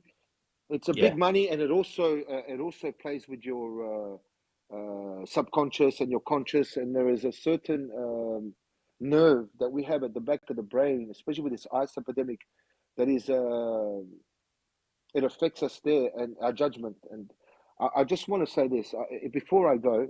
I want to say something to you. Then I want to show you what we have written behind our t-shirts on our logo. I want to leave you with that. So I want to give a message. Before you go, when you mentioned this, your club, it's so it's a Muslim club, is that right? Yeah, it is. Yeah, it's a Sunni Muslim club, because in our community we are responsible for our community. But our organization, when it comes to charity, floods, fires, somebody of non-Muslim is getting affected by some gangsters here because of some loan sharks or anything like that, we help everyone. Mm-hmm. So there's that platform where we help everyone. Doesn't matter what, Hindu, Christians, whoever needs our help, we are there to help them. Whether it's floods, as a Muslim, that's why I said the Prophet Muhammad, peace and blessings, was brought to the mercy of mankind, all of us. So we have to be like that to everyone. And that's the platform, right? That's our platform with charity and all the rest of it. We must be helping everyone, mankind. The focus as my responsibility and duty, I'm a Muslim. I'm responsible to my community. Allah gave me this title of IGA, International Grand Emir. I'm the head of my organization. So this head of our organization in our Islamic understanding comes with two things: burden and blessings. Yeah. That if I do it right, it's blessings upon me from God in this life and the next, inshallah. Yeah. And it's also a burden. It's not an easy position to be in. I can assure you, it's not. Yeah. If I do the wrong thing, and that's me with God, you know, so I won't get the blessings that I need in this life and the next. But I want to leave a message to the youth. So give me 2 seconds. Let me get you something. I want to show you something quickly. 1 second. No problem. How you going there, Rock? Yeah, good, man. It's pretty deep stuff, mate. I want to cut in a couple of times, but I don't want to cut the story as well, you know. But we're going to be wrapping it up in a second anyway, aren't we? Yeah. Yeah. Have you got any audio messages you want to play? They're probably a bit stale, but aren't they? There's a couple of stale ones. I think we'll probably just miss them. They won't make sense. And there's one that's not too long ago, so we'll play that before we finish. Do me a favor, guys. I'd like to ask for a request, please. Before I go, because I'm short on time more than you, because I have to go pray. Right? Okay. Do me a favor. Do not abandon those messages. I will answer them quickly. Please don't abandon them. Let's see what the viewers want. Let's do that. I just want to leave you with this is our logo, right? Yep. So we're in Denmark, Norway, Australia. Can you read that? Read that. It's actually backwards. Pull it back a little bit. Pull it back a little bit. Yeah. You're gonna have to read it. Yeah, it's backwards, but I'll read it for you, right? Yeah, please. Yep. The best of people are those that bring most benefit to the rest of mankind. Prophet Muhammad, peace and peace upon him. This is one of the hadith.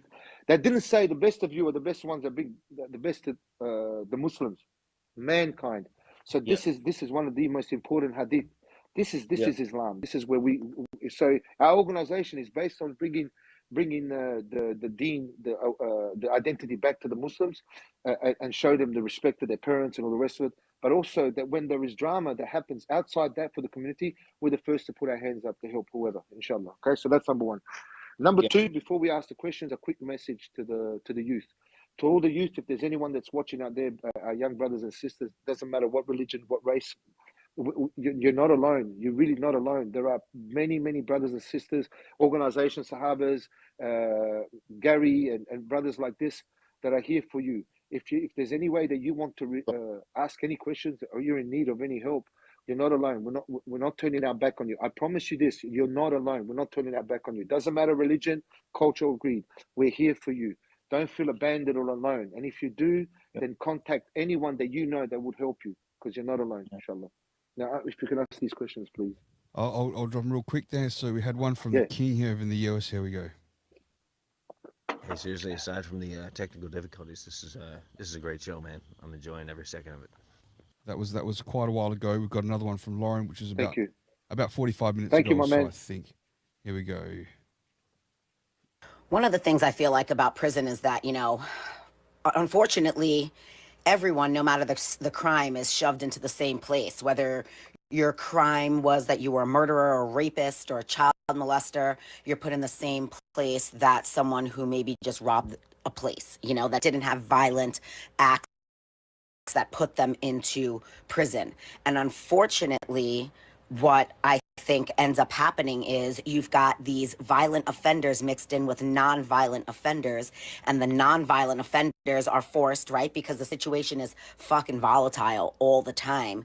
They're forced to obviously defend themselves, right, to stand up, to try to survive there, and they in turn become a violent offender. And it just puts more time on or causes more issues. And I feel like the system, no matter where you are, doesn't actually seek to rehabilitate.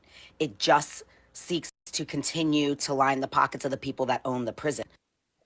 That was from Lauren a while ago, and we got one more. I agree with her. I just want to say something. I want to answer that. I agree with you 100%. Gary, you can agree with this. There is not enough done in the prison. They kick you out of the prison, they give you some money, and that's it. They're done with that. They instead of giving projects outside, work projects where they can come out, have a little job waiting for them, they're not doing enough for the crims. So when they go out, they've got no choice but to get back on the criminal side of things. I'm not blaming the system completely. There are others that don't want to change, but they should be doing more. She's right. Yeah. Okay. And lastly, from AC, here we go. Oops. You quick. Thank you for being so candid. You know, putting your life out there, that takes a lot of guts to get up there and not only tell your story, but actually show other people how you turn it around. So I commend you in what you've done and your future endeavors. No doubt with this attitude, you're going to go anywhere you want to go. Really compelling stuff. And again, thank you. It takes a lot of emotional development and maturity to be able to digest all of those themes and come out the other end. So amazing stuff. Have a great night. Thank you so much. Rock. Thank you, my brother. Much love. Say that again, Gary. Sarah Jane leave a message? Oh, yeah, I think she said to disregard it, but we can go back and have a look. It was a while ago. Let's play it anyway. Here we go. Great job. Keep going. And yeah, this is Bo's message. That's how it works. Thank you. Thank you. Yeah, she dropped in when we were saying to drop a message, and then when it got going, she said it was all good. But yeah, good. We could play that anyway. So that were the messages. Listen, I just want to say quickly, my deepest condolences for the loss of your boy, man. I just couldn't even imagine the pain that you go through for something like that. I mean, I've got 2 kids, got a little boy, a little girl. They are my world, and I just no words I can say.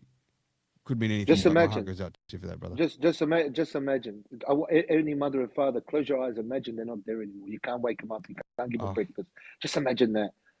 That is the most unbearable feeling. And yeah, I can't exactly. imagine it.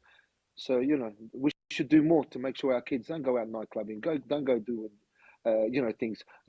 Let's be responsible about things and just be aware of things and try to contribute with their things and try to involve with it and slowly take them away from that life, because it's getting worse and worse and worse. I'm going to tell you right It's now, getting terrible. Gary, the morals are going out the window. right now, the nightclubs 10 times worse when they were back in my days. The gangster, the thing now, look at the guy that got stabbed. There's no more punching on. There's weapons. The guy had a knife. They're walking around with guns. Now the guy's going to do 30 years of life. There's another family. Another family's lost. Yeah, they're fucked. You know what I mean? So yeah, absolutely. Yeah. I want to say thank you very much, Vince. I do want to say I'm fucking sorry for the loss of your son, man. I couldn't even imagine. It's crazy. Well, it's almost like a life sentence, isn't it? It's like a life sentence. Absolutely, it's a life sentence, without any doubt. 100% it is. 100%. But thank you. We had some difficulties at the start. Thank you for your time. I think I've put the comments on over here now, and it's all good feedback. I could go through them. Everybody's loving it. They got up to, I think, over 200 people over here. I think I can check the stat. Nearly 7,000 rolled through in the last hour and a half. But thank you very much. Wow. Yeah, thank you for your time, man. And I'd love to do this again sometime. Yeah, I was just going to say, can we do it again at some time, Vince, where we don't have the technical difficulty? We'll dive down a couple of other areas that we didn't get to visit this time, but it'd be great if you have some time, man. It'd be great. I would like to just have a chat, like boys having a coffee. Like we just have a chat and just throw some topics on the table. No, but I'm happy. I mean, I'm happy. I'm an open book. There's so much more to tell you guys. At the end of the day, and also not only that. Sorry, guys. Do part 2. I'm happy to do that. And then part 3, we can talk to you about what's going on in Malaysia and stuff like that. Yeah, I mean, you guys see my TikTok, my Instagram, and my Facebook is transparent. I'm involved with politicians and with doctors and lawyers and organizations and fundraising and community awareness and things like that for the youth. I mean, I made my life transparent to the community. So if I can't do podcasts, I'll bring out what I'm doing in my everyday life, my every week life, and stuff like that. I want to make something very clear. We ask Allah, that He continue to bless the Sahabas 99 MC and this brotherhood that is going international. And I'll let you know the people that have joined us are ex-gangsters and ex-bikies and from that life, that they've finished with their life and they want to give back to the community, like yourself, Gary, and myself, and things like that. And we're growing in numbers. We're in Sydney and we're in Melbourne. It won't be long. Sydney will show their faces very soon. I've kept them to look out for themselves a little bit now and just do some things and structures and all the rest of it, and to involve themselves in community activity. And Gary, when they do, we can always touch base and see if we can elaborate something together over there, inshallah. Love what you're doing, man. As long as it helps and it's for the greater good, which we know that's what you're doing, man. I love it. I reckon it's awesome. When you've been through that life and we look at what you've sacrificed, you've had attempts on your life, you've lost your son, 11 and a half years to prison, that's just icing on the cake, you don't want to see anybody else go through that. That's what it comes down to, don't it? No, not at all. No. Yeah.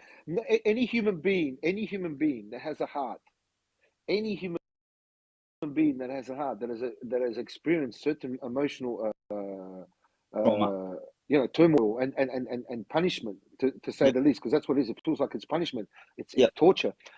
Any human being will not want to bestow those emotions on anyone, at anyone. We'll try to avoid that. And I just quickly want to say something to all our brothers and sisters that have joined us tonight. Thank you. I appreciate it. Assalamu alaikum wa barakatuh to all of you. I also to our non-Muslim friends, peace to all of you. Thank you for joining us and all the positivity, much respect and love to all of you. May God keep you strong. We get one shot at this life. One, not 2 or 3 or 4. One shot. And if you know when you're going to die, then go ahead and do naughty things and in 10 years go back on track. No, we don't know when we're going to die. We can die tomorrow, tonight, get bitten by a mosquito, fall, have a car accident. This is the wisdom I'm trying to educate everyone. We don't know when we're going to die. Take control of your life. Be happy. Life is beautiful. There's so much to enjoy. Fishing trips, camping trips with your family, going to other places of the world. And if you can't afford it, there's things you can do in your own country. and with your family and with your friends. Do not get dictated by the darkness and the evil that's in the world.